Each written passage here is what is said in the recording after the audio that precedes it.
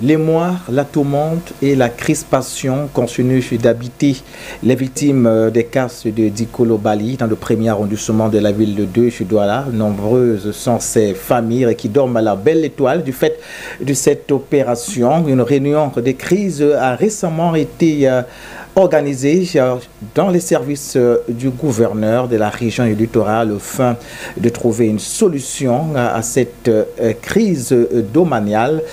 Qu'est-ce qui a filtré de cette réunion? On en parlera tout au long de cette émission qui, comme d'habitude, va donner la parole à un acteur, à un homme, à une personnalité, voire un personnage de la société africaine. Mesdames, Messieurs, bienvenue à cette autre édition de votre émission culte baptisée Le Point du Guest. Le Point du Guest aujourd'hui reçoit un homme politique en la personne de Abel Elimbi Lobé. Il est le promoteur de la plateforme Kautal. Il est avec nous. Retrouvons-nous dans quelques secondes, mesdames, messieurs, pour avoir cet échange qui va durer 1h30 avec notre invité de marque.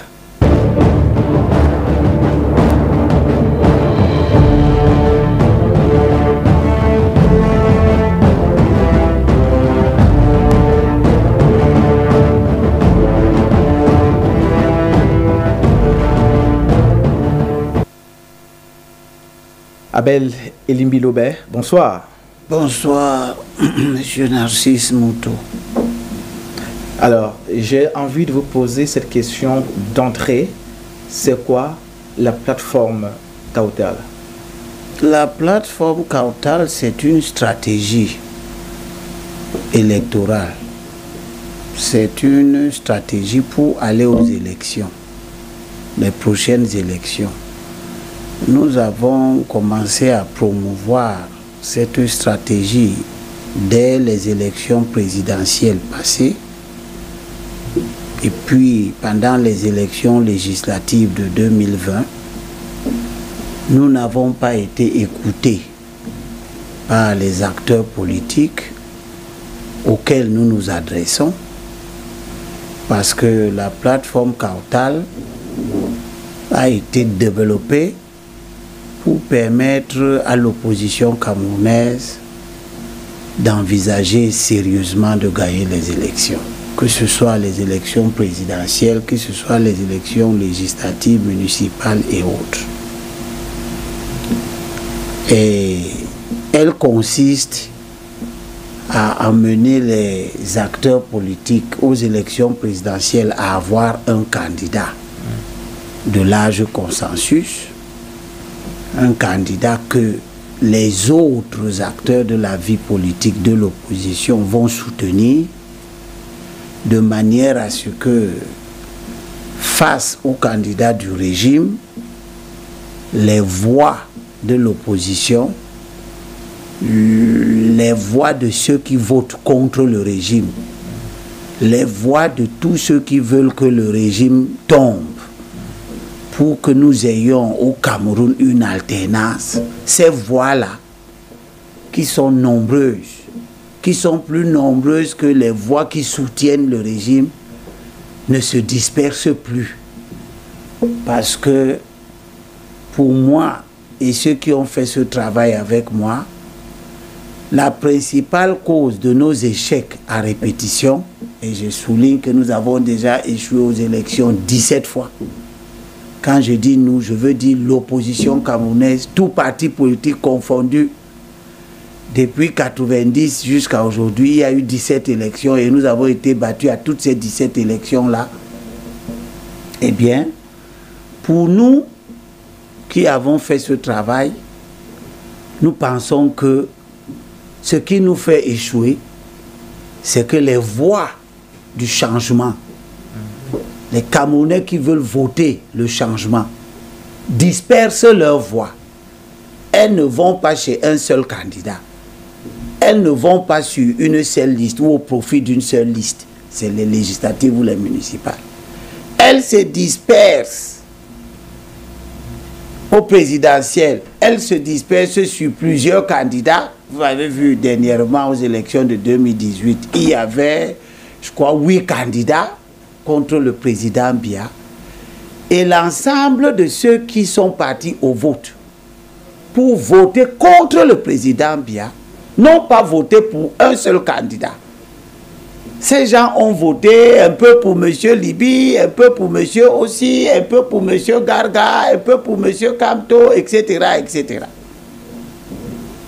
Cette dispersion des voix du changement, c'est-à-dire des voix qui ont un seul but, battre le RDPC. Cette dispersion de nos voix-là, c'est ça qui nous fait échouer aux élections. Ce n'est pas le code électoral. Tous ceux qui continuent à parler avec un entêtement diabolique du code électoral pour dire que c'est à cause de ce code que nous ne gagnons pas les élections, ils mentent. Ils mentent. Ce sont des menteurs. Alors, et ils ont ceci de particulier que c'est de très mauvais hommes politiques qui ne veulent pas regarder leurs responsabilités personnelles dans les échecs que nous subissons.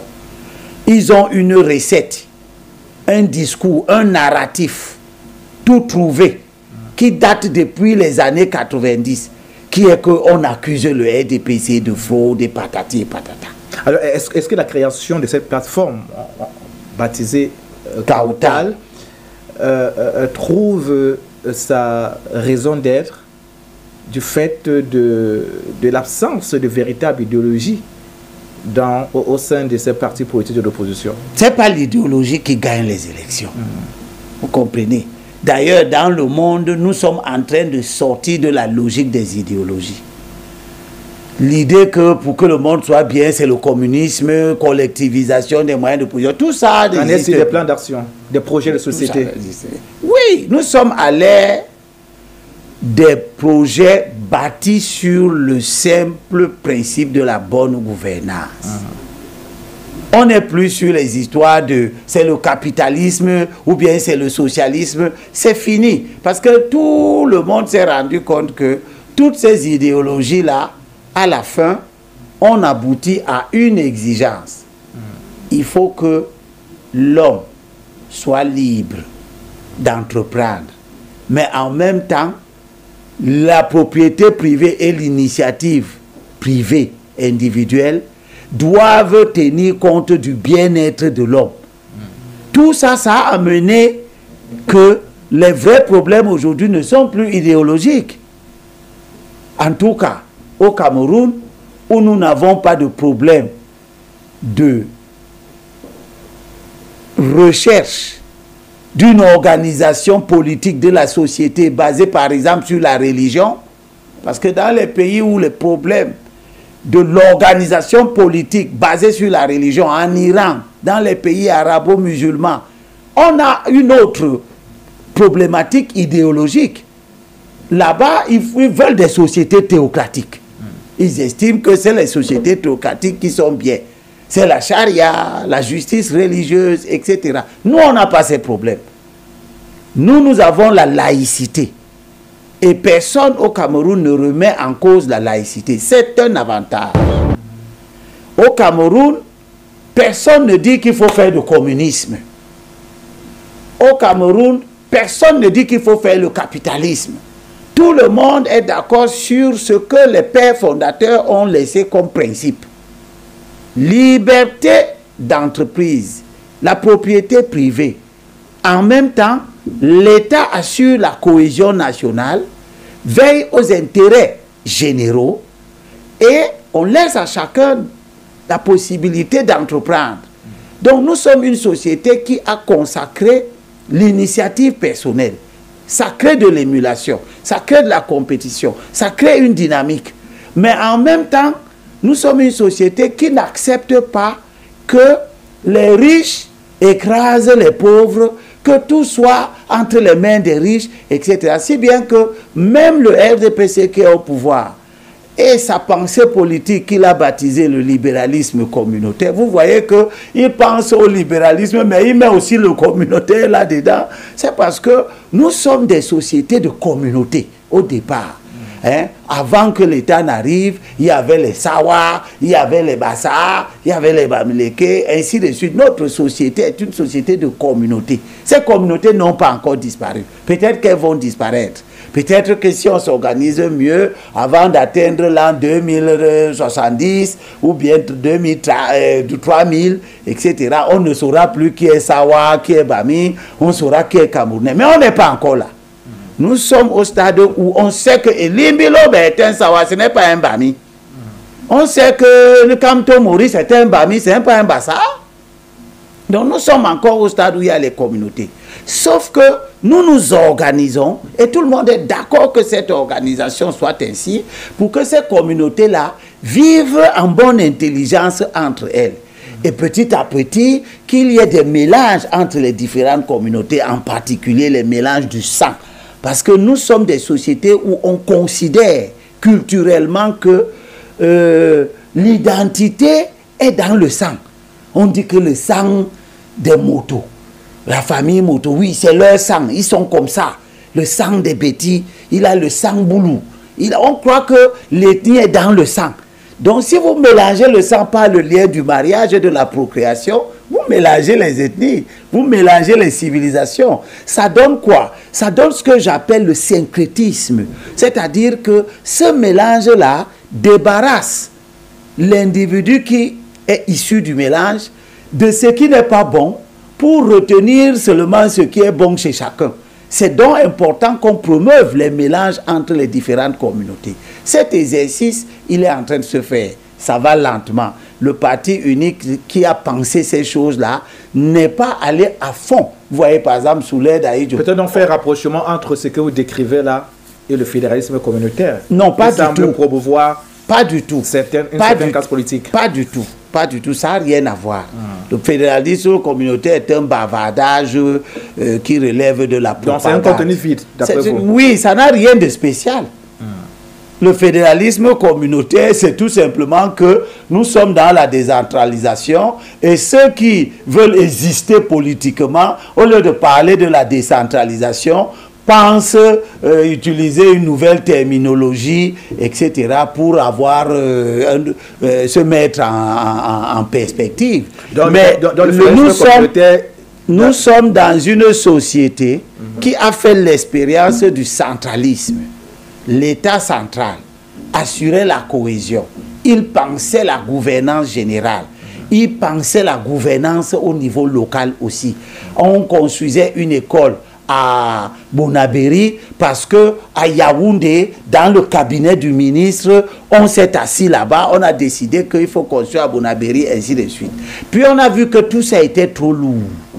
Il faut laisser que les gens, dans leur environnement le plus immédiat, s'occupent eux-mêmes de petites affaires comme on fait la bonne fontaine où, on construit l'école où, on construit le marché où, ainsi de suite. C'est ça qu'on a appelé la décentralisation. Donc ce que vous dites, c'est que le fédéralisme communautaire ne contribue en rien au développement de la cohésion, à renforcer la cohésion sociale. Au contraire, il est même un danger. Il est même un danger parce que dans l'esprit de la décentralisation, on ne veut pas renforcer les clivages. On ne cherche pas à les accentuer. On cherche à laisser disparaître les clivages, mais en préservant un certain nombre de choses qui sont à l'essence même de notre société. Les droits anthropologiques. Ce que le député Angébert Bengono appelle les droits anthropologiques. C'est-à-dire que dans le littoral, ce sont les Sawa qui sont là, dans la nuit des temps. À l'ouest, ce sont les Bamoun et les Bamileke et les Tikar qui sont là-bas. Comme ces gens étaient des peuples premiers là-bas, eh bien, c'est à eux que depuis toujours a incombé la conduite des affaires dans cette aire géographique-là. Au littoral, ça a toujours été les Mbo, les Bassa du littoral, les Sawa, etc., qui géraient leurs propres affaires avant l'arrivée de l'État. C'est pour ça que vous parlez de Mangabel, vous parlez de tel. Ces gens-là, c'était nos chefs. Ils dirigeaient nos vies, ils organisaient nos sociétés, ils décidaient de là où on vend, de là où on fait le marché, de là où on pêche, de là où on habite. Ce sont les affaires publiques de cette époque-là. On maintient ça.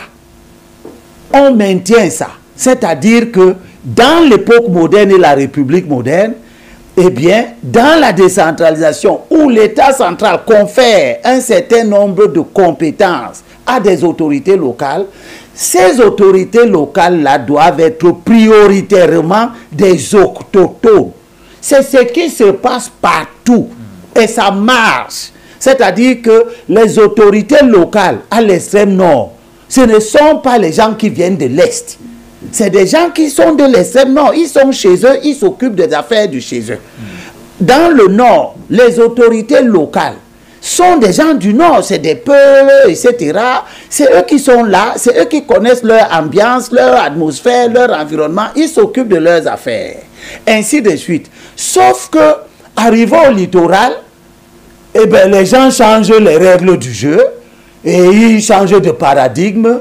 Ils développent des faux discours simplement parce que certains, dans ce jeu-là que promeut la décentralisation, certains ne jouent pas franc jeu. Ils veulent avoir l'autorité première chez eux, mais ils veulent aussi avoir l'autorité première au littoral, au détriment des peuples autochtones du littoral. C'est à ce moment-là que des gens comme nous, nous entrons en jeu en disant que dans la Constitution, il est inscrit le principe que l'État préserve les droits des populations autochtones. Ces droits-là, c'est quoi? C'est quoi les droits des populations autochtones? L'État, la Constitution n'a pas cité ça. Elle a dit les droits des populations autochtones. Dans tous les esprits de gens épris de bon sens, le droit des populations autochtones, c'est d'abord le droit de se diriger. Alors, Abel Lumé-Lobé, selon vous, quelle est la meilleure forme de l'État? C'est l'État unitaire décentralisé. C'est tout. On n'a pas besoin de changer la forme de l'État pour bien gouverner. Et c'est ça le faux débat dans lequel nous embarquent les disciples des églises politiques réveillées messianiques, qui ont des gourous, des gens qui pensent que Dieu les a spécialement inspirés. Tous ces gens-là, c'est des imposteurs, c'est des vantards, c'est des gens qui veulent te donner une particularité. Un moto se lève un matin, commence à croire que lui a été, Dieu l'a investi d'une mission. Dieu n'a investi personne d'une mission. Dieu nous a mis là, il nous a laissé à nous de nous organiser. Et nous avons dans notre histoire eu des gens qui se sont levés à un moment donné face à des situations critiques, qui ont pris le taureau par le corps. Voilà les luttes d'indépendance, par exemple, où un homme, un Nyobé et bien d'autres ont pris le taureau par les cornes pour faire reculer l'occupation coloniale. Puis les indépendants sont arrivés, d'autres personnes sont arrivées, les Aïdjo, les Foncha, ils ont pris le taureau par les cornes pour commencer la création d'un État, d'une nation camerounaise, puisque nous étions un agrégat de peuples simplement. On a conçu l'État. On a estimé qu'il y a des règles qui permettent de garantir la vie pacifique. Puisqu'on ne peut rien faire sans la paix, etc., etc. Donc, nous progressons dans cette voie. On a eu un État fédéral parce que les pères fondateurs, au moment où ils ont fait l'État fédéral, avaient cru que c'était la bonne formule. Et puis, les pères fondateurs eux-mêmes, sans se faire la guerre, sans se faire des débats, il n'y avait même pas de télévision, de radio et tout ça. Mais sans faire tout ce boucan-là qu'on fait maintenant, on estimait que l'État fédéral n'était pas la bonne formule. Il y avait beaucoup de pesanteurs, il y avait beaucoup de gaspillage de ressources, alors que ces ressources sont rares, etc. Ils ont eux-mêmes fait évoluer l'organisation de l'État vers un État unitaire, un pouvoir, un président de la République, un parlement, et puis une administration centrale. Au moment où ils font ça, ils estiment que les vestiges de la colonisation sont encore trop présents et que, bon, on a une administration, mais elle va se bâtir sur plusieurs systèmes. 2 systèmes éducatifs, 2 systèmes judiciaires. Vous savez que c'est comme ça que ça a fonctionné. Avec le common law là-bas, ici l'État, le droit de type napoléonien, l'administration civile publique de type francophone, là-bas l'administration de type anglo-saxonne, etc. Et nous sommes en train d'avancer. Ça avance doucement. Les gens ne s'en rendent pas compte. Parce que les transformations sociales sont des transformations longues. Les sociétés humaines ne se transforment pas à l'échelle de la vie de René Moto. René Moto, c'est 70 ans. Mais la société dans laquelle René Moto appartient, elle est destinée à être centenaire, peut-être même millénaire. Alors, donc les transformations vont progressivement. D'accord, c'est compris. Parlons donc justement de cette plateforme. Donc la plateforme Total, justement. Alors, la question que j'aimerais vous poser dans ce sens-là, qu'est-ce qui vous faut croire? Qu'est-ce qui vous fait croire que cette plateforme va prospérer, puisque vous parlez que l'idée ici, c'est de mettre sur pied un candidat unique. Sauf que on a vu plusieurs fois qu'un tel projet, de pareils projets, en fait, avec un objectif pareil, qui n'a jamais abouti. Qu'est-ce que vous fait donc croire aujourd'hui que cette plateforme-là va prospérer contrairement à d'autres projets qui ont échoué? Vous savez, à l'école, je suis physicien de formation. J'ai un bac D, je suis allé à la faculté de sciences, j'ai étudié jusqu'au niveau de la 4e année et j'ai fait beaucoup d'autres petites études à côté, etc. Je suis physicien de formation. Un physicien, c'est quelqu'un qui étudie les lois de la nature et qui comprend les relations de cause à effet qui existent entre les phénomènes naturels. Quand tu as ce type de formation, tu vas connaître l'histoire des évolutions du monde. Vous savez combien de fois on a essayé de fabriquer l'avion?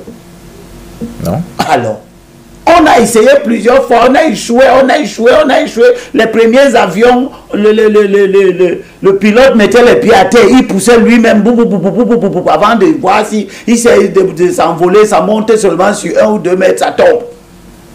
On a répété et répété et répété en améliorant jusqu'à ce qu'on puisse décoller vraiment. Hein? Quand Jules Verne, que vous, les journalistes et les littéraires, vous avez étudié, quand il fait ses premiers voyages pour transporter le courrier de l'Europe aux États-Unis, c'était pas avec les avions que vous voyez maintenant, qui sont confortables, climatisés et tout, on vous sert la nourriture là-dedans. C'est le produit des essais et des essais à répétition, la persévérance. Donc, nous savons aujourd'hui que ce sont les candidats, la prolifération des candidatures nous fait échouer aux élections. Il nous faut donc parler de ça, parler encore et encore et encore jusqu'à persuader les plus turiféraires du mal, les entêtés des aventures solitaires. Nous avons donc à l'esprit que la persévérance est l'outil essentiel. Vous comprenez? Si il n'y avait pas l'esprit de persévérance, vous ne serez pas instruit. Parce qu'on allait chercher à tout vous apprendre à la cile et ça n'était pas possible. Il a fallu graduer. Aujourd'hui, nous avons échoué plusieurs fois. Mais dans ces échecs, on sait par exemple qu'en 92, lorsque nous sommes allés aux élections, les gens de l'époque étaient parvenus à se solidariser autour de la candidature de John Fundi.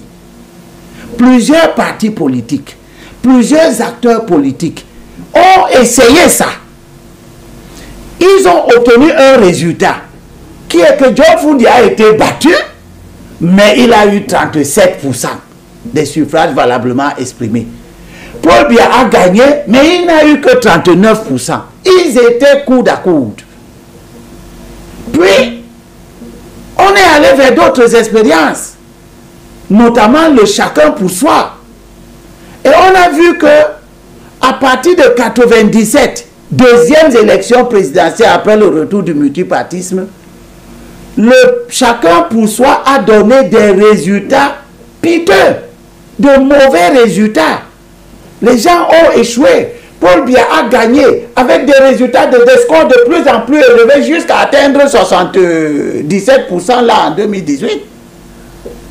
Les résultats de Paul Biya à partir de 97, 2004, 2011, 2018, il faut que monter. Il faut que monter. Ces résultats ne descendent pas. Hein. Allez voir les archives, vous verrez que 92, il a 39%. Après ça, il n'a plus jamais eu 39%. Il monte, il monte, il monte, il monte, il monte. À l'opposé, les candidats de l'opposition, toujours très nombreux, ils ont des résultats qui ne font que baisser, baisser, baisser, baisser, baisser, jusqu'à ce que des résultats des candidats comme monsieur aussi issus du plus grand parti. Donc, ce n'est pas le grand nombre qui garantit un meilleur résultat. Jusqu'à ce que des candidats comme monsieur aussi, issus du SDF, qui avaient réalisé 37%, se retrouvent à 3%. Vous voyez, c'est un recul extraordinaire. Jusqu'à ce que des candidats comme les Bello Bouba, qui fut candidat, ne soient même plus jamais candidats. Ils n'y pensent même plus. Etc., etc. Donc vous avez d'un côté quelqu'un qui progresse toujours et d'un côté nous dont les caractéristiques baissent. Et depuis, après l'expérience de l'unité d'action de 92, toutes les expériences de dispersion du chacun pour soi, chacun joue à être le candidat spécial, nos résultats nous ont éloignés du pouvoir. Nous perdons en devenant plus faibles politiquement. D'où l'idée que, mais revenons un peu à l'expérience de 92 qui nous a donné des résultats que nous n'avons plus jamais pu avoir. Tous les résultats sont plus mauvais que les résultats de 92. Donc l'humilité scientifique, l'humilité tout court, cher monsieur, l'humilité tout court, nous commande de dire, comme on a l'habitude de dire, quand tu te perds, tu regardes là d'où tu viens. C'est ça, non? Quand tu commences à tourner autour du même point comme ça en brousse, c'est que tu es perdu. Et quand tu te rends compte que tu es perdu, la moindre des choses, c'est de regarder d'abord d'où tu viens avant de chercher à continuer à avancer. C'est ça l'idée. Regardons d'où nous venons. Nous venons d'une union en 92. Oui. Retournons à l'idée de l'unité d'action, fort de tous les enseignements que nos échecs à répétition peuvent nous avoir donnés. Enrichissons, améliorons la stratégie de 92, parce que 92, ça a simplement été une expérience à l'élection présidentielle. Or, gagner le RDPC, ce n'est pas simplement gagner l'élection présidentielle, c'est aussi gagner les élections de représentation, que sont les élections législatives, les élections municipales, qui ouvrent la porte à d'autres institutions qui n'existaient pas en 92, qui ont été créées entre-temps. Je parle donc des conseils régionaux et je parle du Sénat, qui sont d'autres arcanes du pouvoir qu'il nous faut également contrôler, investir.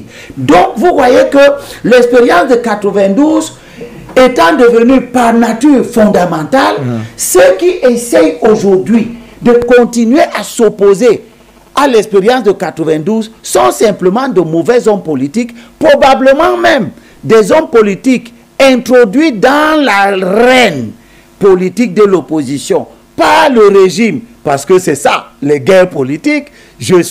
Si je peux vous infiltrer, je vous infiltre pour vous détruire de l'intérieur. Eh bien, tous ces impénitents de la division, qui ont des partis politiques qu'ils empruntent, qu'ils louent, je ne sais pas, on te trouve avec un parti qui dort dans le sac, on entre dans le parti, on devient le président sans y avoir jamais milité, etc.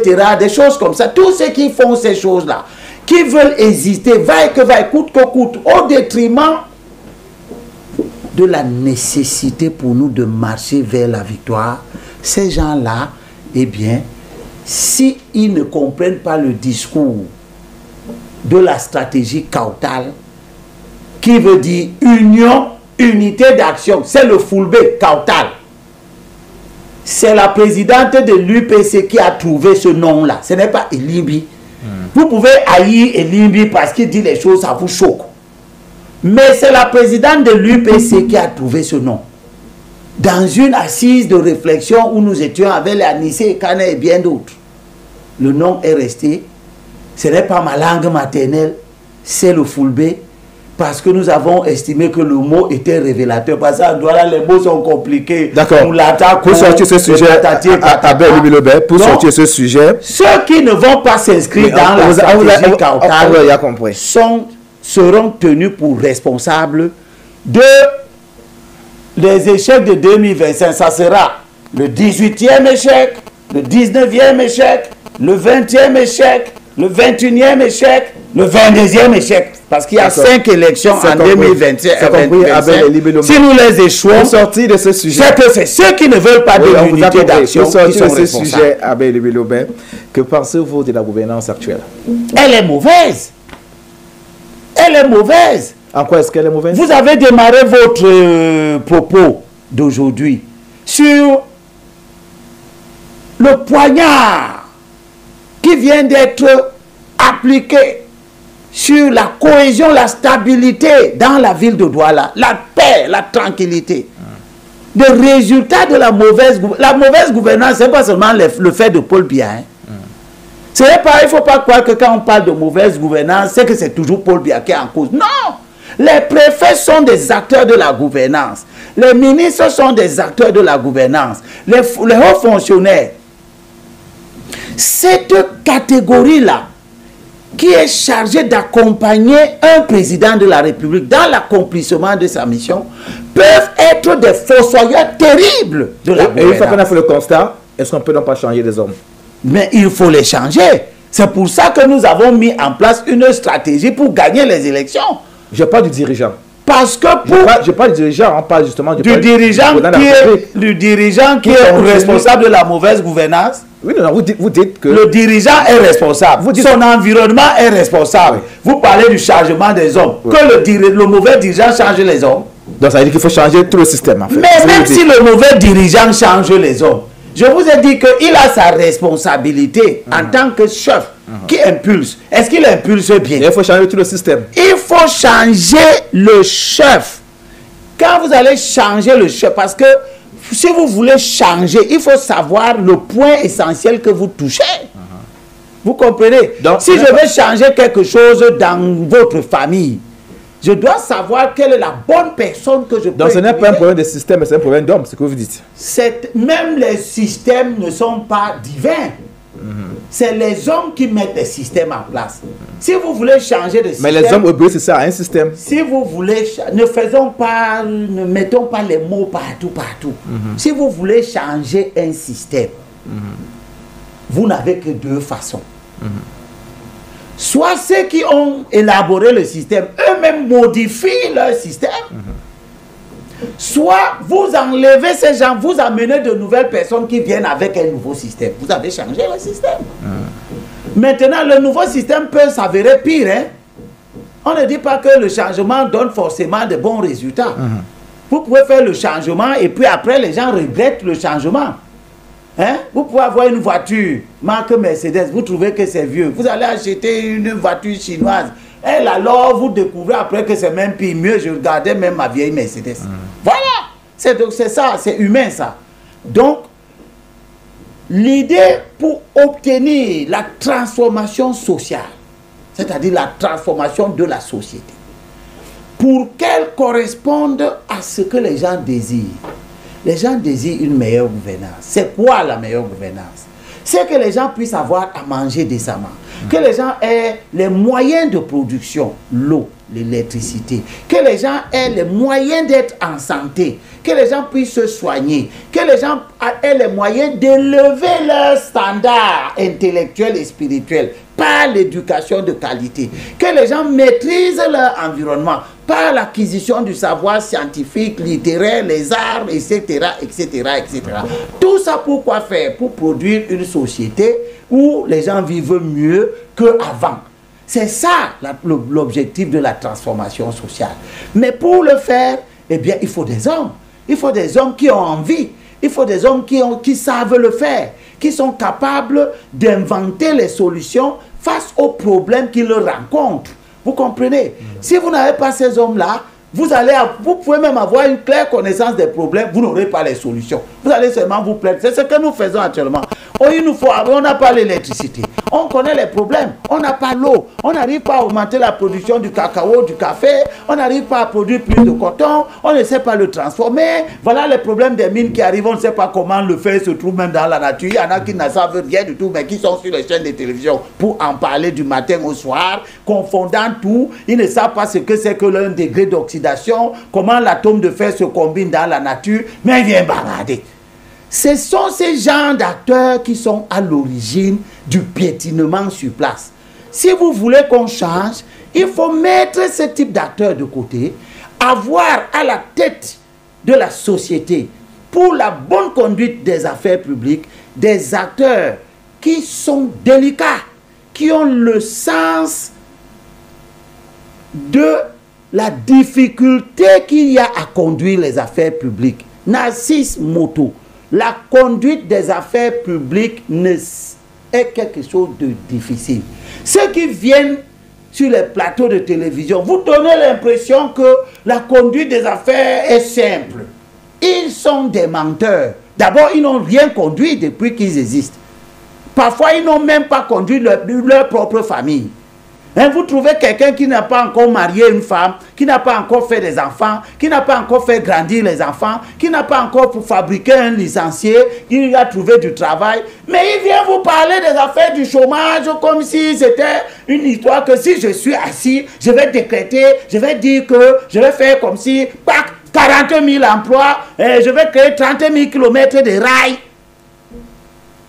Tu sais comment on crée les rails? D'accord. Vous l'avez d'ailleurs évoqué de façon tacite, ce poignard qu'on a appliqué à la cohésion sociale. Vous faisiez référence à cette opération de casse à Dikolo Bali, dans le premier arrondissement de la ville de Douala. Nombreuses sont ces familles qui aujourd'hui dorment à la belle étoile du fait de ces castes.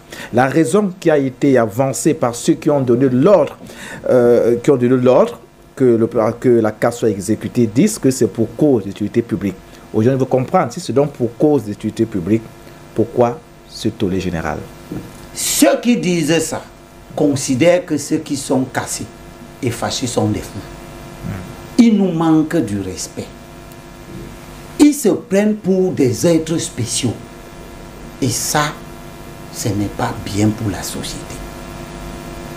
Les gens nous cassent des familles qui vivaient en harmonie.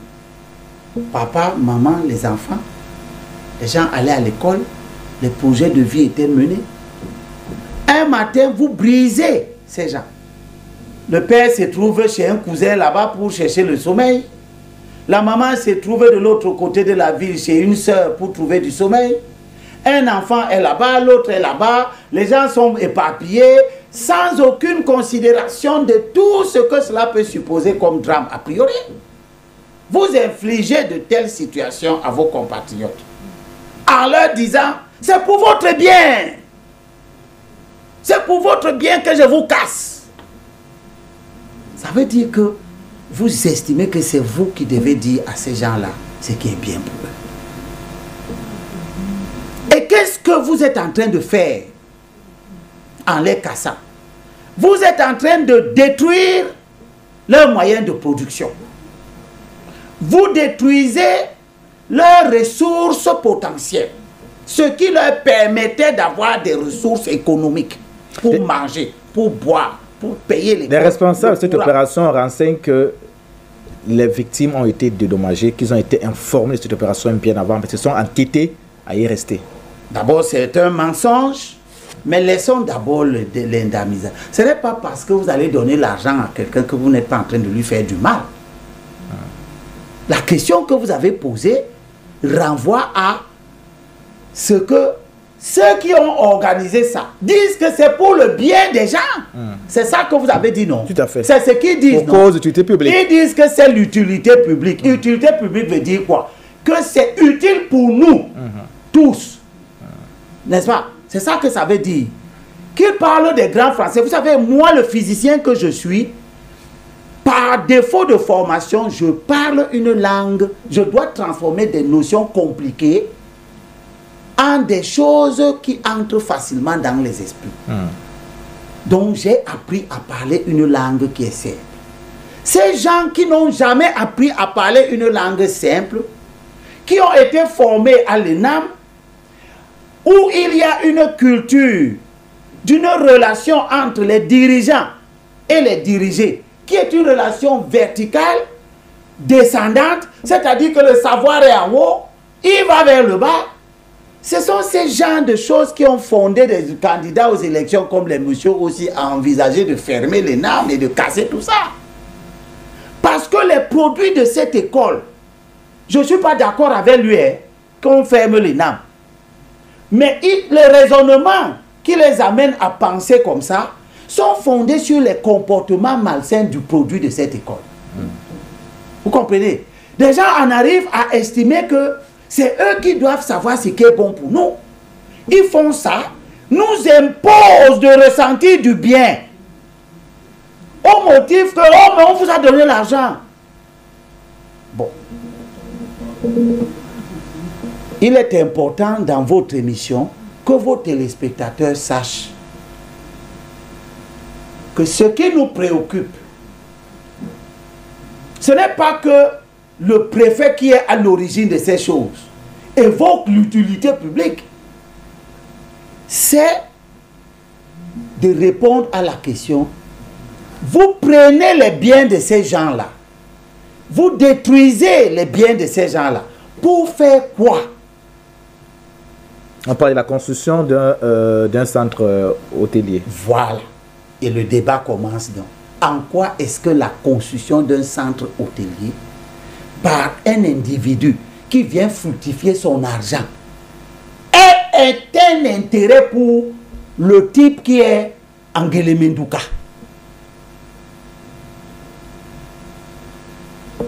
Un opérateur économique veut construire un hôtel. Il demande pour construire cet hôtel qu'on déguerpisse les gens et qu'on lui donne les terres de ces gens-là.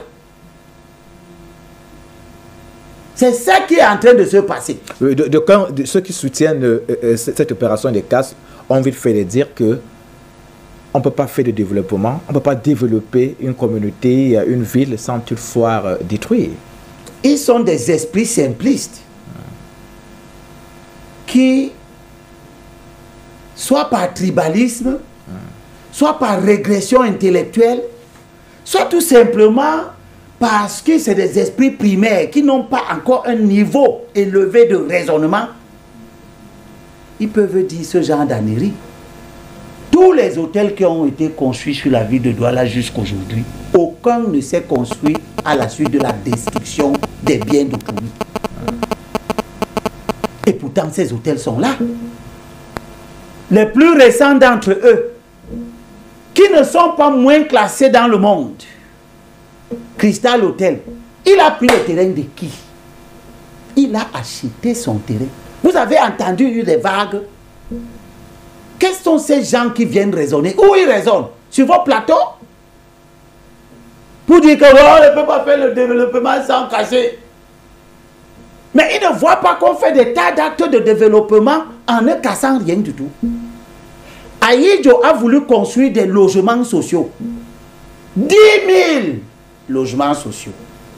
Cité des Palmiers, Makepe, Bounamou Sadi, Koto. Il a cassé qui? Il a cassé qui? Quand ces esprits primaires viennent bavarder, parce que ce n'est pas leur maison qu'on casse. Parce que si c'était leur maison qu'on avait cassée, ils ne seraient pas enclins à dire que oui, il faut faire du développement, c'est normal qu'on me casse. Aïdjo a construit 10 000 maisons. Et peut-être même plus. Dans toutes ces cités. Il pouvait dire, ok, moi je veux faire du développement. Bonanjo est déjà là, c'est propre. Bon, ben je vais casser tout le monde. À quoi? À Bali. Pour coller tous ces 10 000 logements là. Comme ça, la vie sera bien. Il a raisonné autrement. Est-ce qu'il n'était pas possible d'éviter ces casses puisque cette communauté, ou alors toutes ces personnes qui habitaient à cet endroit étaient informées de cette opération? Mais il ne s'agit pas d'être informé. y compris la grande communauté Sawa. Je n'ai pas envie de dire les autorités Sawa. Est-ce qu'on ne pouvait pas donc empêcher cela? Mais c'est une opération qui, dans son esprit, ne correspond en rien à ce que le président de la République a prévu. Qu'est-ce que vous en savez? Expliquez-nous. Mais le président de la République agit par les lois qu'il propose au Parlement. Le Parlement qui est fait de nos représentants, qui sont censés connaître ce qui est bien, puisqu'ils parlent avec nous. Ils ont voté une loi qui envisage que l'État peut prendre les biens des gens pour délivrer le service public. Cette loi a été votée et promulguée. C'est la loi 85/09 du 14 juillet 1985 relative à l'expropriation pour cause d'utilité publique et aux modalités d'indemnisation. Cette loi n'ouvre pas la porte à des interprétations de chacun interprète ça comme il veut. Le président, les députés qui ont donné au pays cette loi n'ont jamais pensé que cette loi pouvait être utilisée au bénéfice d'un individu et non plus de la collectivité. Quand vous prenez les terrains des gens pour me les donner, pour que moi je construise mon édifice à moi. Mon édifice à moi. C'est pour cause d'utilité publique. Je vais voir les gens qui vont venir sur un plateau de télévision où moi et Limbilo, je vais me trouver pour démontrer que c'est une recherche de l'intérêt général. Mais si c'était ça, c'est que tous les prédécesseurs bâtisseurs des hôtels ont utilisé cette voie. L'État lui-même a construit des hôtels. Il ne faut pas faire croire que c'est M. Chinwako qui commence aujourd'hui à construire un hôtel ici au Cameroun. L'État du Cameroun a eu à construire des hôtels. Parce qu'à une certaine époque, il n'y avait pas d'opérateurs capables de construire les hôtels par leur propre argent. Alors, à quoi alors s'apparente cette opération de casse? C'est une mafia. Ce n'est pas exagéré de le dire. C'est même faible. Vous pouvez le démontrer.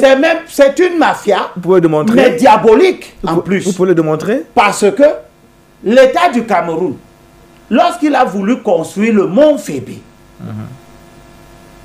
hôtel jamais égalé, il n'est pas parti construire ça à la poste centrale ou en Vogada, où il aurait été nécessaire de détruire les gens sous prétexte de faire du développement.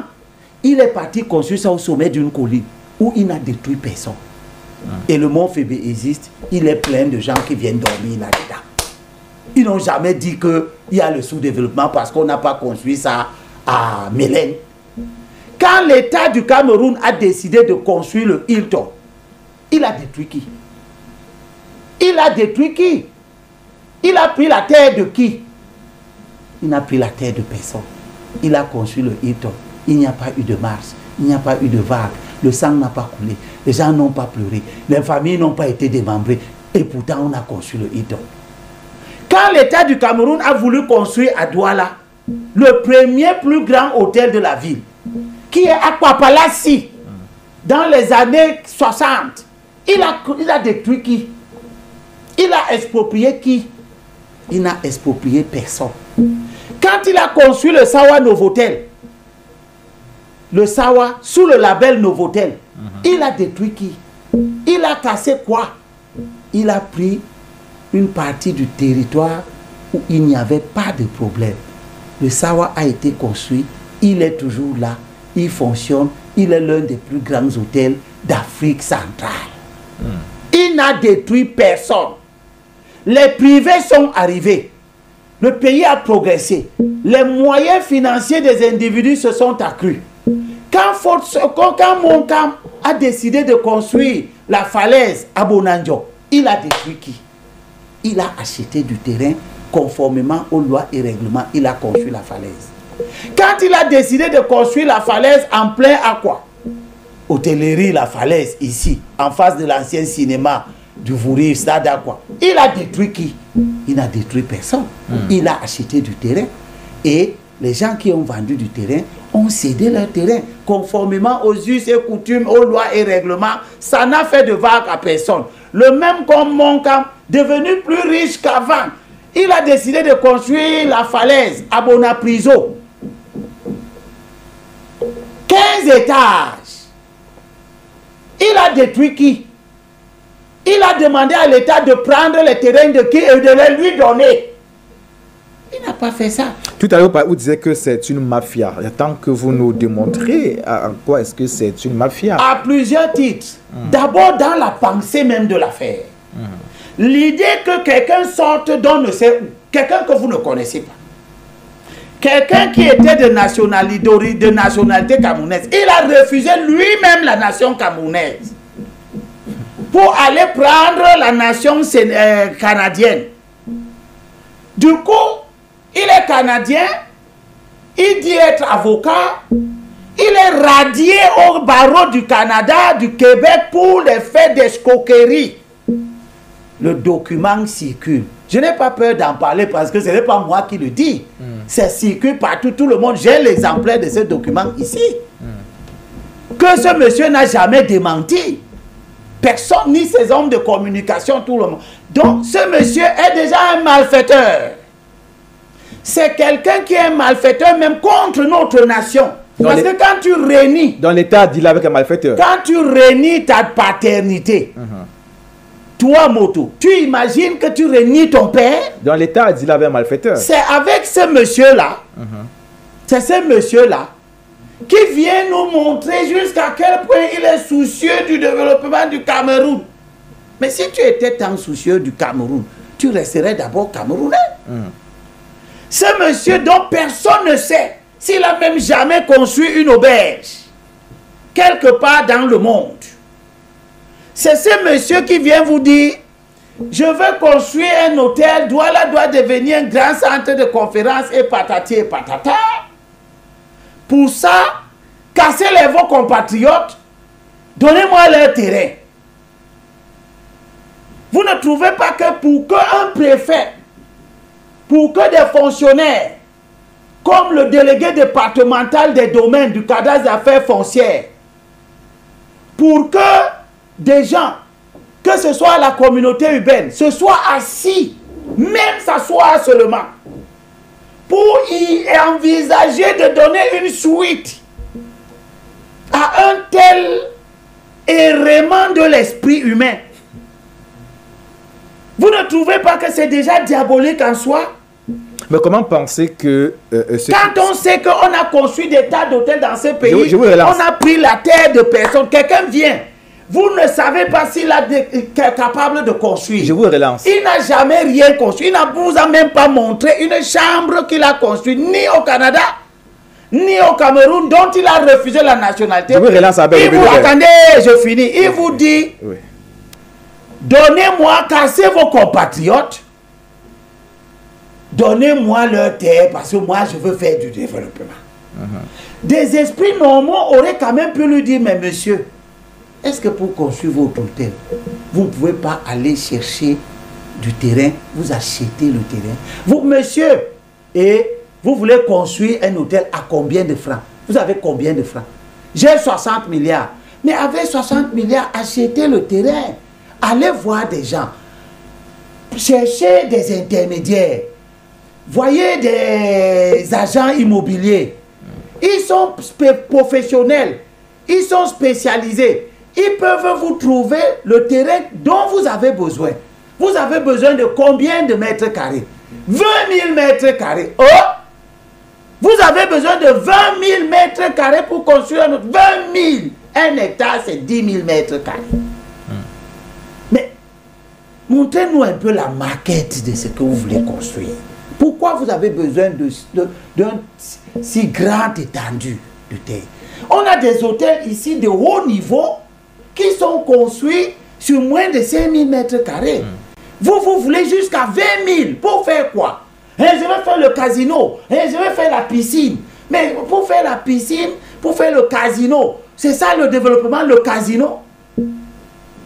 Pour faire une salle de conférence de 1000 places, vous avez besoin de 20 000 mètres carrés, 1000 places, une salle de 1000 places. Il dit qu'il veut faire une salle de 1000 places de réunion. Vous avez besoin de 20 000 mètres carrés pour faire une salle de 1000 places. Le cinéma Le Vouri, ici, c'était 700 places. Une salle de 1000 places tient dans un petit espace de 1500-2000 mètres carrés. Une salle de 1000 places, mais même moins. Quand on sait comment les salles de conférences sont conçues. Bon. Il n'y a aucun argument valable qui peut soutenir l'idée qu'il faille trouver à ce monsieur 20 000 mètres carrés. Ok. Il veut donc trouver 20 000 mètres carrés. Mais pourquoi c'est l'État qui doit lui trouver ça? C'est un capital privé. Tous les autres capitaux privés qui se sont déployés ne se sont pas appuyés sur l'État. Ils n'ont pas demandé à l'État de leur donner du terrain. Ils sont partis, ils ont cherché leur terrain, ils ont acheté. Alors, comme toi, tu veux absolument que ce soit l'État qui te donne, comme tu veux que tu veux montrer que tu as de l'argent, mais va donc prendre un coin de la brousse ou du Vouri, fais des travaux, osez. Mais pourquoi l'État ne l'a pas dirigé vers cette brousse-là? Parce que ce n'est pas l'État qui est en train de fonctionner. C'est quand même le démembrement de l'État. Non! Plus! C'est la mafia qui est en train de fonctionner. Ce n'est pas... vous pensez que l'État... Ce n'est pas un conseil. Et vous pensez que l'État n'a pas entretenu cette mafia-là? Non, laissez l'État. Retenez les individus qui agissent en utilisant le manteau de l'État. Et ces individus, mais qui sont des esprits du diable. Ces individus, c'est qui? Des esprits du mal. C'est tous ceux qui ont mis leurs mains dans cette affaire. On vous dit la communauté urbaine. Est-ce que c'est le conseil de la communauté urbaine qui s'est assis? Non. C'est un groupe d'individus qui se sont assis dans un salon. Parce que le conseil de la communauté urbaine est l'organe délibérant. Vous comprenez? Quand il faut que les gens, au stade où nous sommes arrivés, il faut que les mots soient à leur place et que les gens comprennent. Si vous dites communauté urbaine, vous engagez la responsabilité de l'organe délibérant. Vous faites comme si l'organe délibérant a pris la décision d'envoyer que cet organe, ce machin-là, aille se faire radicolo. Or, l'organe délibérant ne s'est jamais assis. Parce que si l'organe délibérant s'assoit, il fait une délibération qui reste consignée. On peut consulter, on sait quand ça s'est décidé, on sait qui a dit quoi lors de la session du conseil, on sait quels sont ceux qui ont voté pour, on sait quels sont ceux qui ont voté contre. Personne, je peux vous donner ma parole, personne dans le conseil de la communauté urbaine n'aurait pu voter qu'on aille démolir des gens. Surtout dans une ville où les gens que vous voulez vous démolir ont déjà depuis l'histoire été sacrifiés plusieurs fois. Si vous avez le bonandio administratif là, où aucun bel n'habite, c'est bien parce qu'on les a chassés de là, par la violence. Si vous avez fait de Douala Mangabel votre héros national, si vous avez pris une promotion de l'armée chargée de défendre l'intégrité de la nation, du territoire, du sol, c'est bien parce que vous avez reconnu en Douala Mangabel quelqu'un qui a lutté pour défendre la terre. Mangabel s'est battu contre l'expropriation. Il ne faut pas que les gens oublient ce que signifient les terres. Mangabel, que vous considérez comme un héros, que vous allez commémorer le 8 août prochain. Vous allez commémorer le 8 août prochain la pendaison de Mangabel parce qu'il résistait à l'expropriation. Vous trouvez donc qu'il sera même normal que nous qui résistons à l'expropriation aujourd'hui, que le 8 août prochain soit une grande journée pour nous. Parce que nous allons remettre au goût du jour les raisons de la mort de Douala Mangabel. comme étant des éléments qui vont nous fortifier dans la lutte contre l'expropriation. Mais les Allemands, ils expropriaient. C'était pour que l'Allemagne devienne les propriétaires. C'est pour ça que Mangabel s'est opposé. C'est-à-dire un étranger. L'Allemagne, c'était qui? C'était un étranger. N'est-ce pas? Et Mangabel a été soutenu par ses pairs, les rois d'autres contrées. Parce que tous les autres rois avaient vu que si ces gens prennent les terres de Mangabel, ils prendront aussi nos terres demain. Or, il n'y a pas de peuple sans terre. Réduire un peuple en une entité humaine qui n'a plus de terre, vous avez détruit le peuple, ce peuple-là. Donc, lorsque des gens qui se disent des fonctionnaires, qui se disent nantis de la mission de construire le Cameroun d'hier, d'aujourd'hui et de demain, peuvent envisager qu'un Canadien arrive au Cameroun et qu'on brise les enfants du Cameroun pour lui donner les terres des enfants du Cameroun, pour que lui, il fasse fructifier l'argent du Canada, les intérêts des Canadiens. Ce n'est pas diabolique, ça? Ce n'est pas une pure régression, même du temps de la colonisation. Je crois que personne n'a jamais réfléchi comme ça. Alors, eh bien, vous dites, non, non, non, on va donner les terres là aux Canadiens Chinoako parce que c'est votre intérêt, c'est l'intérêt général. C'est ce qu'ils disent. Ces mauvais fonctionnaires, ce mauvais ministre des domaines Yébé ici, c'est ce qu'ils disent, que c'est d'utilité publique.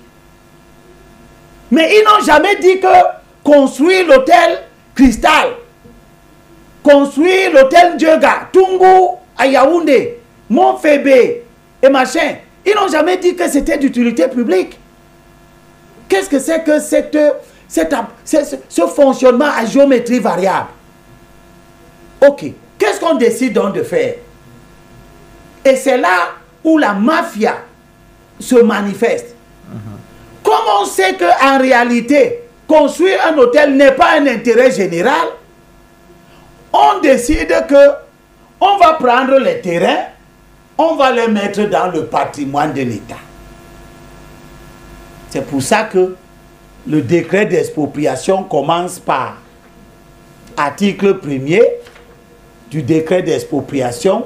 Si vous l'avez un seul jour lu, l'article 1er du décret d'expropriation, j'espère vous le trouver très rapidement. Allez-y, allez-y.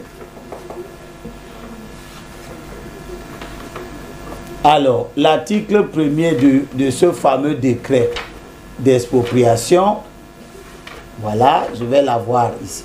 Article 1er. Est frappé d'expropriation pour cause d'utilité publique et incorporé dans le domaine privé de l'État. Vous voyez, on prend l'État, on vient, on le met là-dedans. C'est ça, le mensonge. L'État était là tranquillement. Il n'avait pas de problème de construire un hôtel. Il n'en a pas besoin. Les chambres d'hôtel ne manquent pas à Douala. Les chambres d'hôtel ne manquent pas à Yaoundé. Vous connaissez des hommes d'affaires qui sont arrivés ici, ils sont descendus à l'aéroport de Douala, ils ont manqué où habiter. Les maisons meublées sont partout ici, qui sont des maisons les plus luxueuses que vous pouvez imaginer. Elles sont partout, à Bonapriso, à Bonanjo, dans des immeubles entiers de plusieurs étages, transformés en hôtels qui ne disent pas leur nom. Il manque les chambres. Il ne manque pas de chambres. Les hôtels qui sont sur la place, Onomo, Falaise, Cristal, et patati et patata, ont à peine un taux de remplissage de 30%. Les chambres sont vides tous les soirs. Et vous dites, on prend les terrains pour transformer ces terrains en patrimoine de l'État. Pourquoi faire? Pour les projets hôteliers. Donc vous êtes en train de dire que l'État a besoin des hôtels. Il manque des terrains. Donc on va prendre les terrains des enfants de Bali, on va transformer ça en patrimoine de l'État. Comme si l'État voulait construire des terrains. Puis après, le décret est sorti le 9 janvier, ou le 9 janvier 2020. Et le 10 août 2020, même année, quelques mois après, le ministre des Domaines, qui est l'un des principaux opérateurs de cette mafia, moyennant quoi, l'histoire nous dira ça un jour, ce ministre des Domaines-là conclut un bail amphithéotique, dont il ne construit plus. Il n'a plus besoin de construire, l'État n'est plus en train de construire. Conclut un bail amphithéotique avec l'entreprise de ce Canadien d'origine camerounaise qui a renié la nationalité camerounaise. On conclut un bail avec lui sur une période de 50 ans pour lui donner donc les terrains qu'on a arrachés aux gens. Les terrains qu'on aura arrachés aux gens. On dit que ça appartient maintenant à l'État et l'État les loue. Donc l'État arrache à ses propres enfants les moyens de subsistance. Parce que là, à cet endroit à Bali, les gens avaient des maisons, à louer. Quelqu'un comme Moukourissa, il avait 6 maisons là, sur son titre foncier. Il y avait même des entreprises. Il y avait des entreprises qui étaient là-bas, qui créaient de la valeur ajoutée à cet endroit. Il y a une économie à cet endroit, il y a de la prospérité à cet endroit. Vous prenez tout ça, vous cassez ça, pour que l'État, lui, commence à utiliser ces terrains pour les louer, non plus pour construire. Parce que ce que nous savons de l'État, c'est que quand il prend le terrain, c'est pour construire la route, c'est pour construire l'école, c'est pour construire l'hôpital, c'est pour construire le commissariat. Bref, c'est pour construire à l'effet de délivrer le service public.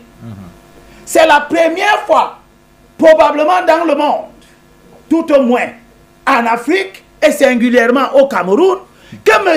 Eyebe Ayissi et compagnie, y compris le Premier ministre, qui est de la même communauté que ces enfants de Bali, qui viennent nous dire que l'État prend mon terrain, lui il commence à le louer. Et que ça c'est bon pour l'intérêt général. C'est-à-dire que l'État arrache mon terrain, il me trouve, moi je loue mon terrain aux gens. J'ai même construit. Moi j'ai même construit. Je loue mon terrain. Je loue ça à des gens. Monsieur Kougné, que tout le monde connaît, loue le terrain de Moudissa. Et il a construit un petit immeuble là-dessus. L'État dit non, ok, maintenant c'est terminé. Moi j'arrache vos terrains. Je vais les louer à un Canadien qui va payer 131 millions de francs chaque année pendant 50 ans, c'est-à-dire 6 milliards. Tout le boucan que vous êtes en train d'entendre là, c'est pour que l'État du Cameroun gagne 6 milliards de francs en 50 ans. 6 milliards, c'est l'argent que les fonctionnaires volent ici chaque semaine. Et en particulier dans le ministère des Domaines. C'est là où c'est l'un des ministères les plus corrompus que M. Eyebe Ayissi, depuis que je l'invite à combattre la corruption dans son ministère, il ne m'entend pas. Et il estime qu'il a rendu un service particulier au Cameroun en apportant au Cameroun une source de revenus qui est cet hôtel qui va payer 6 milliards en 50 ans. Vous croyez que ces gens-là sont sérieux? Donc on casse les gens pour faire un bail amphithéotique qui rapporte 131 millions de francs tous les ans. Alors, c'est quoi 131 millions de francs? C'est un secret de Polichinelle que de rappeler que cette opération de casse a provoqué un tollé général. On a vu toute une communauté de populations sortir pour manifester. Et le gouverneur de la région littorale a pensé qu'il était urgent et important d'organiser une réunion de crise. Alors, quelle idée déjà faites-vous de cette réunion de crise avant que de parler des résolutions qui ont été prises? L'idée déjà que vous vous êtes fait de cette réunion de crise initié par le gouverneur de la région du littoral.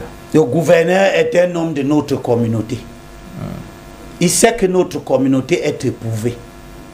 Il sait que cette communauté est en situation de crise interne.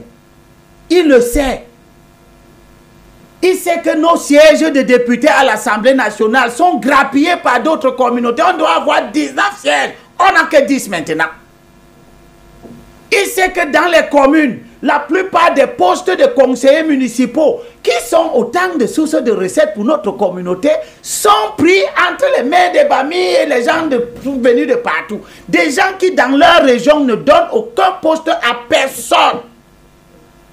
Le gouverneur sait ça. Si j'étais à sa place, je n'aurais pas attendu qu'on casse d'abord les gens pour venir faire des réunions de crise. Parce que cette crise n'a pas commencé aujourd'hui.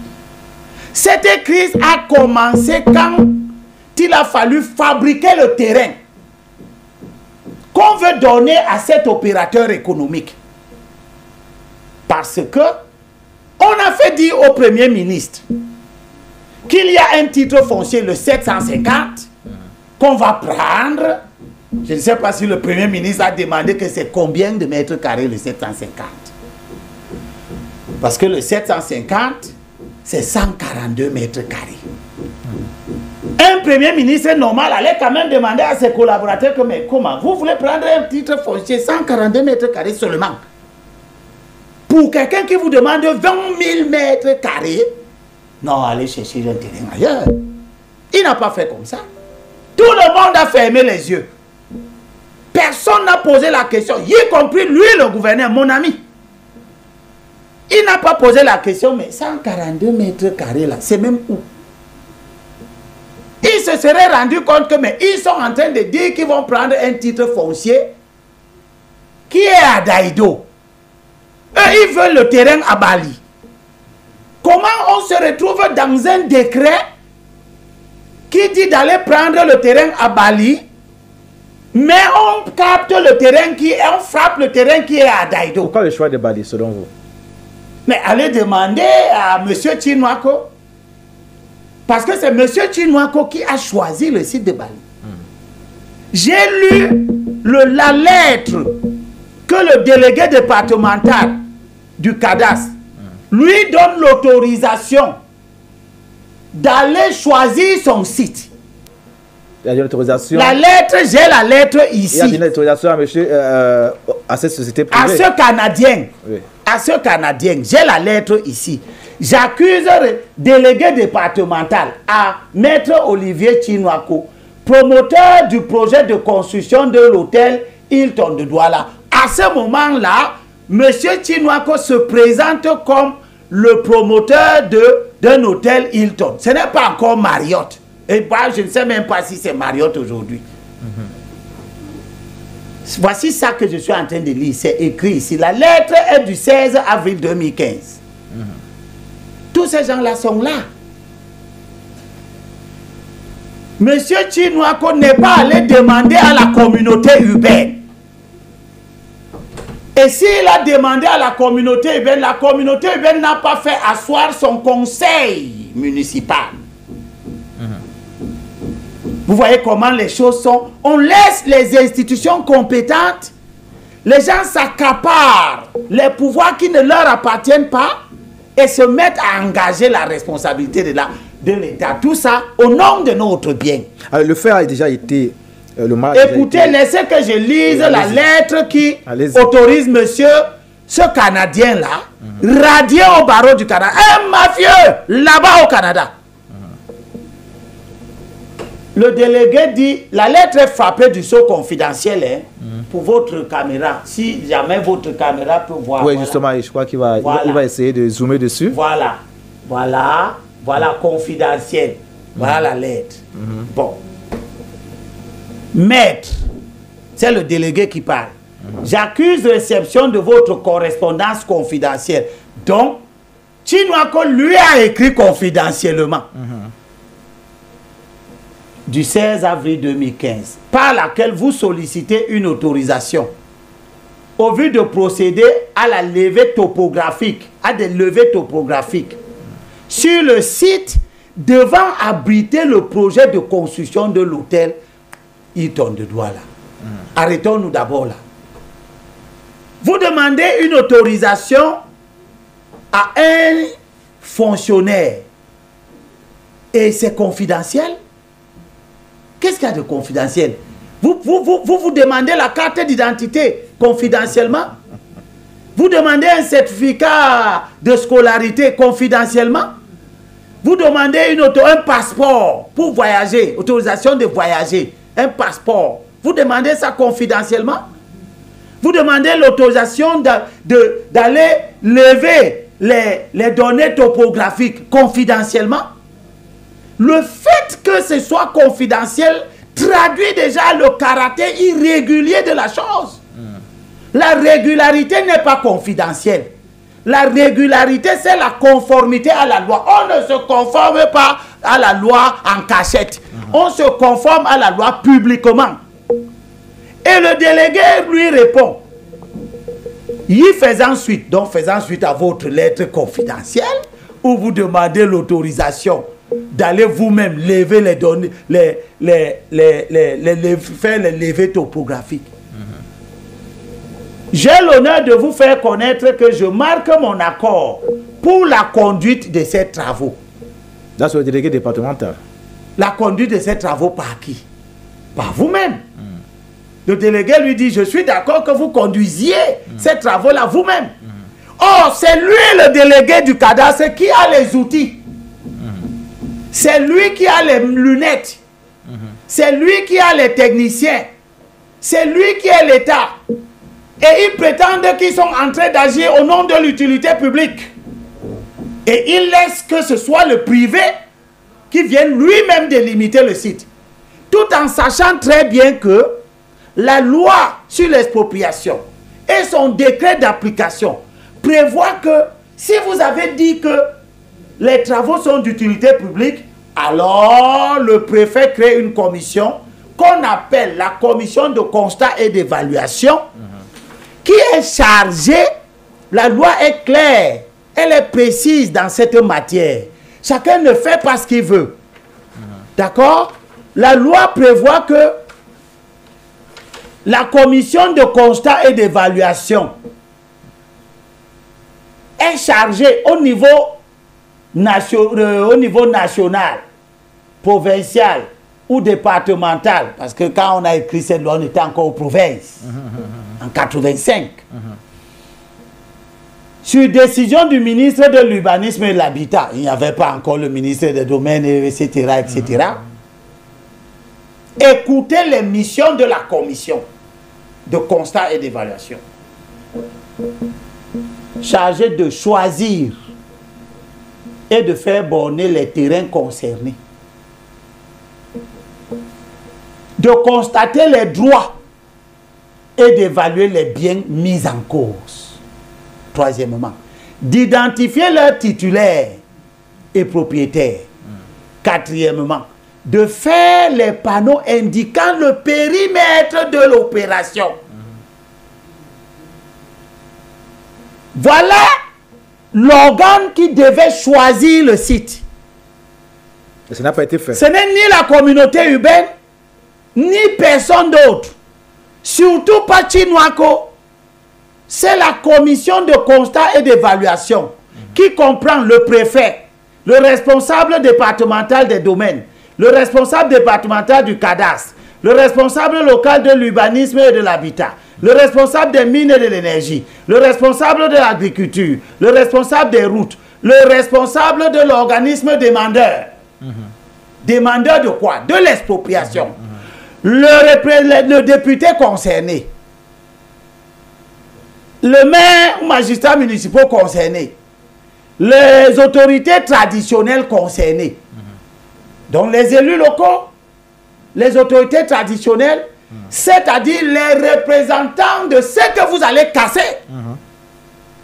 C'est cet ensemble-ci qui choisit le site.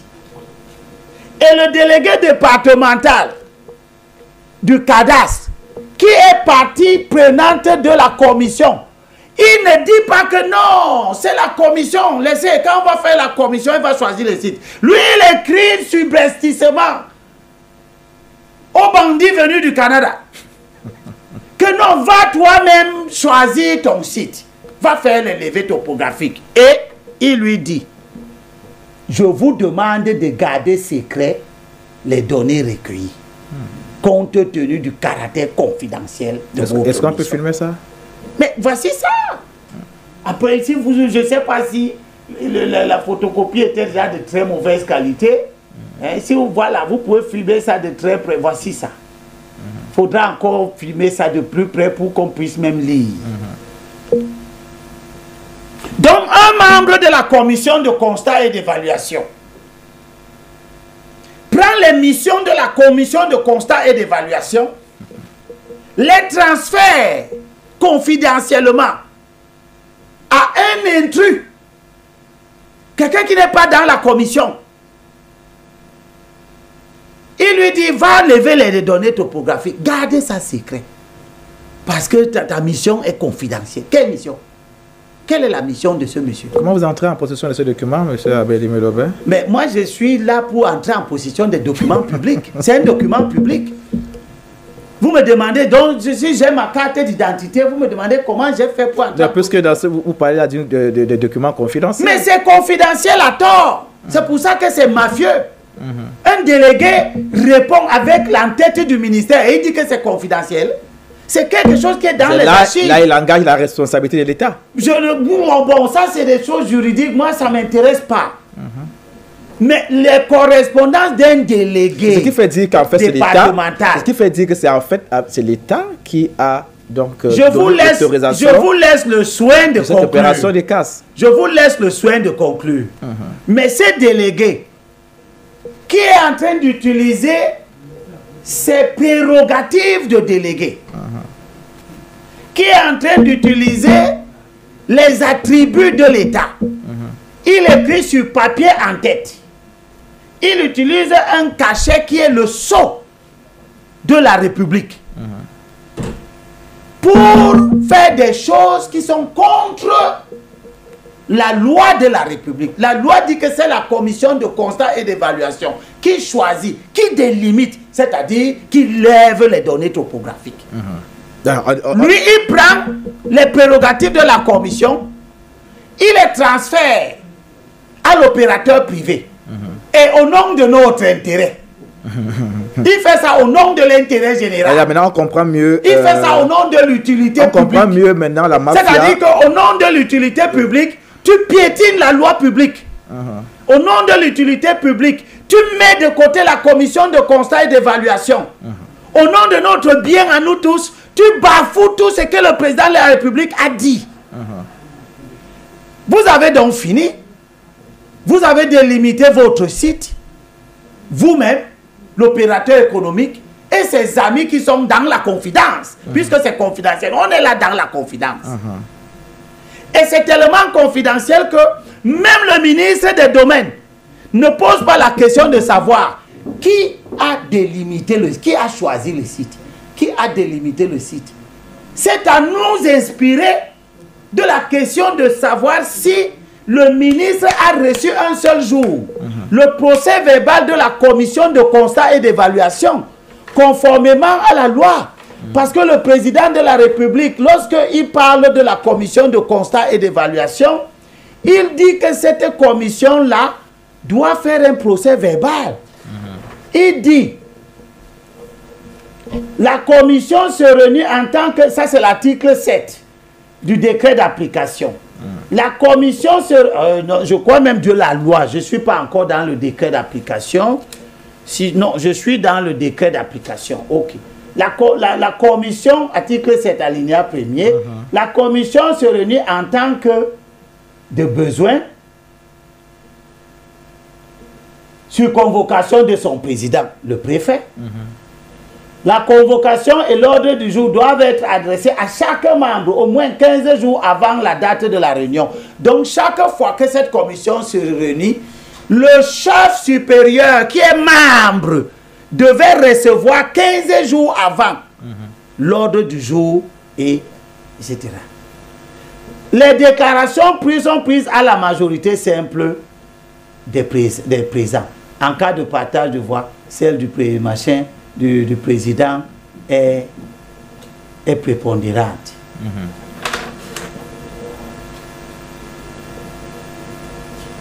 Article 12.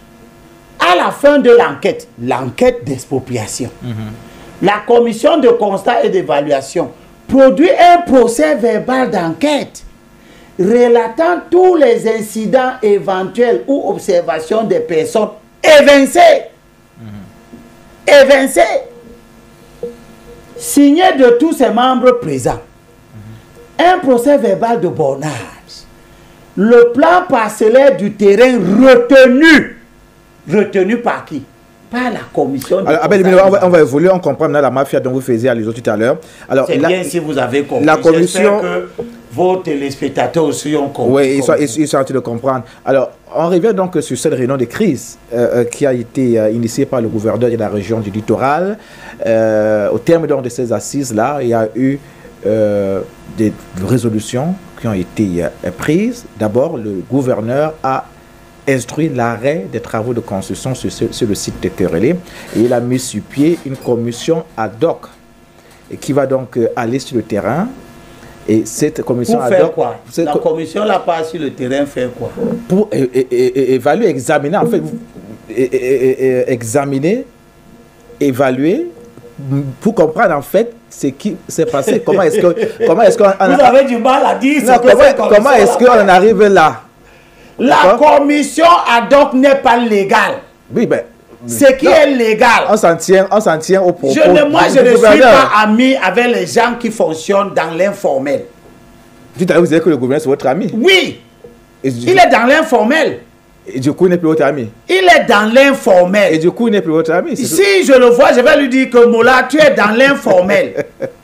Alors, à quoi peut aboutir la commission ad hoc? Oui. Le nom là sort d'où? Ad hoc. C'est pas moi qui ai utilisé ce mot. Mais se poser donc des questions. Nous sommes dans une république où chacun utilise les mots qu'il veut. La loi dit que la commission qui choisit le site, qui constate les droits, qui évalue les biens mis en cause, qui identifie les titulaires de ces biens, cette commission-là ne s'appelle pas commission ad hoc. Elle s'appelle commission de constat et d'évaluation. Lui, il crée une commission. Je l'ai évoqué, si tu n'avais pas d'évaluation. Lui, il crée une commission qui va aller constater les dégâts, qui va aller constater. On a dit qu'on constate les dégâts. C'est-à-dire que vous faites d'abord les dégâts. Alors, quand vous avez fini de faire les dégâts, vous amenez maintenant la commission. Les faits sont là. Les populations ont été... et c'est précisément ce discours du fait accompli que la mafia voulait. C'est-à-dire que la mafia veut que le droit vienne après.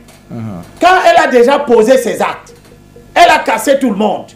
On n'a pas d'abord déterminé les gens qui ont des biens. On n'a pas d'abord déterminé les gens qui ont des droits. On n'a pas d'abord déterminé le site. On n'a pas d'abord déterminé les limites du site. On n'a pas mis les panneaux. On n'a rien fait de tout ça dans les règles comme le veut la loi et son décret d'application. Vous l'avez déjà dit à Abel. On a cassé les gens. Oui. On a fini de casser les gens. On fait maintenant une commission pour aller voir les dégâts qu'on a fait. Vous l'avez déjà dit. Mais les faits sont là. La commission ne doit pas parler de dégâts. Abel Bilobert, les faits sont là. La commission doit aller voir comment on a garanti l'intérêt public. Oui. Ça, parce que s'il parle de dégâts, ça veut dire qu'ils quand vous aurez le temps de rencontrer l'intérêt. Quand vous aurez l'occasion de rencontrer, je ne vais pas le rencontrer pour ça.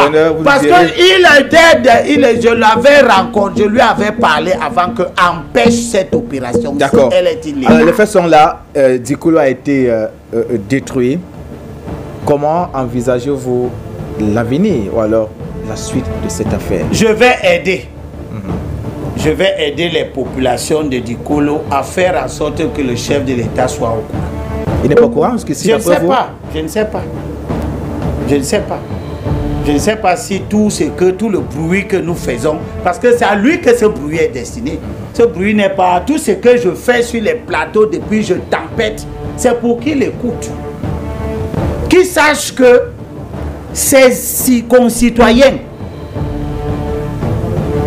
de la communauté Sawa, dont la Constitution dit que l'État doit préserver les droits, et dont la loi sur l'urbanisme, dans son article 95, dit que l'État assure la sécurité foncière urbaine aux détenteurs des titres. Je suis en train d'aider. Et comment comptez-vous rencontrer le chef de l'État? Les enfants, laissez pour rencontrer, je vous dis. Je peux le rencontrer. Si me donne l'opportunité, même maintenant, si me donne l'opportunité, je vais le rencontrer. Si me donne l'opportunité, si je le rencontre, je vais lui demander que papa, laisse que je dise à tout le monde que j'étais rencontré. Alors, on vous a même fois vu auprès de l'autorité traditionnelle Sawa. Alors, au jour d'aujourd'hui, je veux dire, au lendemain de ces réunions de crise, quelle est la position de la communauté de Sawa par rapport à cette affaire? Je vous dirai, mais je reviens sur la suite de ce que je dis. Puisqu'on a été sorti de l'émission. Je vais les aider à faire en sorte que le président de la République sache que, premièrement, le décret que le Premier ministre a signé et le projet qu'il aurait validé, puisqu'on voit le visa de la présidence sur le décret. Le bail amphithéotique dont il aurait éventuellement validé. Tout ça, premièrement, le décret est entaché d'irrégularité. On dit de prendre un titre foncier. Un seul, on n'a pas dit de prendre les titres fonciers des gens.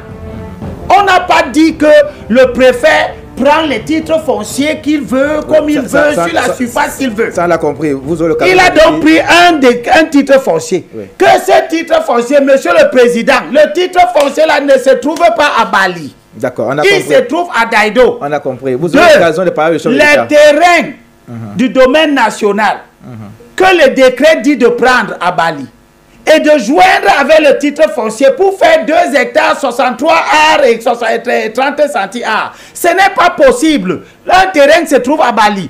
Les autres terrains se trouvent à Bali. Un terrain se trouve à Daïdo. Comment vous allez faire pour joindre ça, pour fabriquer les 3 titres fonciers qu'on a fabriqués? Le 924 qui a 22 hectares, 21 arts, 17 centi-arts. Comment on a fait pour fabriquer ce titre foncier qui se trouve à Bali?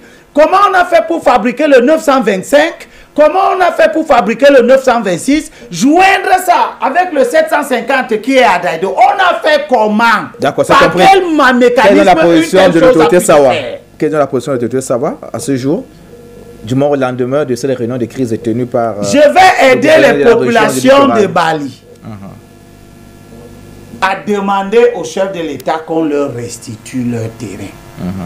Parce que les terrains qu'on veut leur prendre et qu'on ne leur a pas encore pris sont dans une situation inédite. Le préfet a cassé. Les terrains se trouvent dans une superficie qui englobe les titres fonciers des gens. La loi sur l'expropriation dit que lorsqu'on t'exproprie le terrain, le titre foncier est muté au profit de l'État.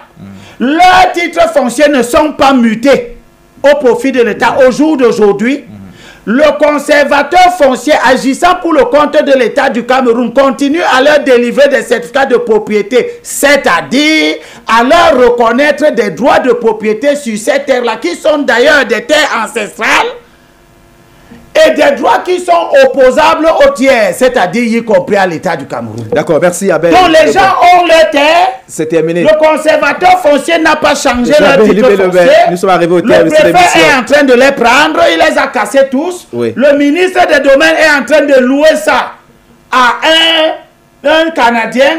Et les 3 titres fonciers ne sont pas contigus. Voilà, un se trouvait là-bas, un autre se trouvait là-bas, un autre se trouvait là-bas. C'est-à-dire que l'hôtel va être éparpillé sur le 924, un morceau de l'hôtel sur le 925, un autre morceau d'hôtel sur le 926. Il n'y a qu'au Cameroun que la corruption des fonctionnaires permet d'obtenir des situations de cette nature. En 5 secondes, la position de l'autorité Sawa. Les Sawa voudraient que... Nous nous sommes dit cela l'autre jour au Ngondo. À l'Assemblée générale. Que ce préfet ne soit plus ici à Douala. D'accord. Merci, mesdames, messieurs. Et qu'on ne nous oblige pas à nous souvenir de ce que permettez qu'on conclue l'émission. Le gouverneur Mingeme a connu. D'accord. Merci. J'espère que c'était la dernière prise de parole Abel et Limbé Lebert. Mesdames, messieurs, c'est ici que nous mettons terme à cette autre livraison de cette autre émission, je préfère le dire ainsi. Le point du guest. Le point du guest avait comme invité aujourd'hui Abel Elimbi Lebert, homme politique, promoteur de la plateforme Kautal. Vous avez eu le temps de suivre toutes les révélations qu'il a eu à faire tout au long de cette émission. N'oubliez pas également que cette émission est rediffusée sur cette même chaîne. Vous pouvez également la suivre en direct sur nos plateformes numériques. Ce fut un plaisir, restez-nous fidèles. Mesdames, Messieurs, on va remercier toute l'équipe technique qui a fait les pieds et les mains pour que cette émission vous soit diffusée en temps réel. On va dire merci précisément à Jules Marius Kamdoum qui était à la réalisation. Comme ingénieur de son, nous avions Roger Liga et comme chef plateau, Yannick Song. Restez fidèles, nos programmes se poursuivent en temps réel. Bien le bonsoir.